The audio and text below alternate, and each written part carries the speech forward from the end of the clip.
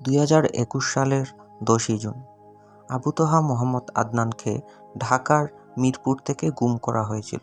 তারপর তাকে রাখা হয়েছিল বহুল আলোচিত আয়নাগরে। সেই লোমহর্ষক আয়নাগরের কাহিনী এবার ফেসবুক স্ট্যাটাসে প্রকাশ করলেন আবু তোহা মোহাম্মদ আদনান। তিনি বলেন, ইচ্ছে ছিল সেই ভয়ঙ্কর 7 দিনের এক একটা মুহূর্ত নিয়ে একটি উপন্যাস লেখার বা লাইভে আসার, কোনো সাক্ষাৎকার দেয়ার, কিন্তু আমি যখন একজন হাক্কানি আল্লাহ ওয়ালির ছাত্র উস্তাদ বললেন, থাক না কিছু বিষয় আখিরাতের সাওয়াবের জন্য। যার যা ইচ্ছে ভাবুক, যা ইচ্ছে অপপ্রচার করুক, যা ইচ্ছে বলুক, দিক না শত অপবাদ, তবে আপনাদের কথা দিয়েছিলাম একদিন সত্যটা নিজের মুখে জানাবো। শুধু এজন্যই 2 লাইন লিখছি। উপন্যাস হবে হয়তো অন্য কোনো ভুবনে। যদি লিখতে পারতাম প্রতি পৃষ্ঠায় কান্না জমা থাকত। আমি গুছিয়ে লিখতে পারি না, বলতে পারি, হ্যাঁ, আমাকে গুম করা হয়েছিল মিরপুর থেকে, ঠিক আমার স্ত্রীর মাদ্রাসার সামনে থেকে। সে রান্না করে ফ্রেশ হয়ে খুব সেজেগুজে অপেক্ষায় ছিল। বহুদিন পর আমি সফর থেকে ফিরব, দুজনে একসাথে খাবো।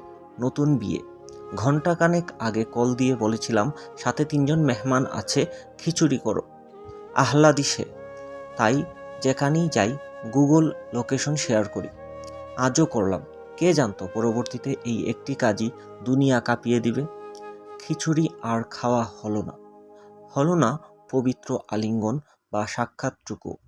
ঠিক তার দরজায় গাড়ি দাঁড়াতেই মুহূর্তে 2টি বড় গাড়ি ঘিরে ফেলল, সম্ভবত কালো রঙের।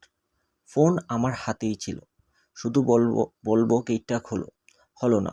2 মিনিটের মাঝেই সবাই গাড়িতে, চোখে লাল কাপড়। ফোন কেড়ে নেওয়া হলো, মুখে মাস্ক, হাতে হ্যান্ডকাপ। নিয়ম অনুযায়ী প্যানিক রিলিজ করার জন্য একের পর এক হিন্দি গান ছেড়ে দেয়া হলো। তেরে বিন আব না লেঙ্গে এক भी दाम, तुझे कितना चाहे और हम तेरे साथ हो जाएंगे खत्म, तुझे कितना चाहे और हम। চোখ দিয়ে এক ফোঁটা পানি পড়ছিল, বুকে ঝড়। ভাবছিলাম একটাবার ভালোবাসি বলাও হলো না। বিয়ের দিনও আমি সফরে ছিলাম, আর 10 জন কাপলের মতো বাসর করা হয়নি। আমার আহলিয়া দরজায় দাঁড়িয়ে, যেন মুহূর্তেই শূন্যে মিলিয়ে গেল। তার সাজ, তার রং, মেহেদি রাঙা হাত। চোখের পানি শুকিয়ে গেল। কালিমা শাহাদাত পড়তেই থাকলাম। ধরেই নিয়েছিলাম হয়তো ক্রস ফায়ার দিবে, আমি শহীদ হতে যাচ্ছি। সত্যিই কি আর দেখা হবে না এই দুনিয়া?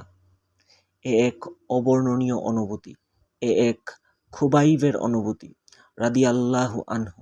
খুবাইবের সেই কবিতার মনে পড়ছিল, আমরাও মুখস্থ রাখতে পারি। যখন আমি মুসলিম হিসেবে শহীদ হচ্ছি, তখন আমি কোনরূপ ভয় করি না। আল্লাহর উদ্দেশ্যে আমাকে যেখানেই মাটিতে লুটিয়ে ফেলা হোক না কেন, তাতে আমার কিছু যায় আসে না। আমার এ মৃত্যু আল্লাহ তাআলার জন্যই হচ্ছে। তিনি যদি ইচ্ছা করেন তবে আমার দেহের প্রতিটি খণ্ডিত জোড়াসমূহে বরকত সৃষ্টি করে দিবেন। এগুলো গল্প নয়, সত্যিই মহাকাব্য। কতটুকুই বা লেখা যায় এত ট্র্যাজেডি। আমার রবের মহান পরিকল্পনা। গাড়ি চলল, বুঝলাম টাইম কিল করছে। ঘুরিয়ে ঘুরিয়ে যাচ্ছে আয়নাগরের দিকে। আয়নাগর এক বিভৎস জগৎ, ঢাকার জাহান্নাম, মানুষের বানানো জাহিম। To be continued. Abu Taha Mohammad Adnan, সফর 2, 1446 হিজরি।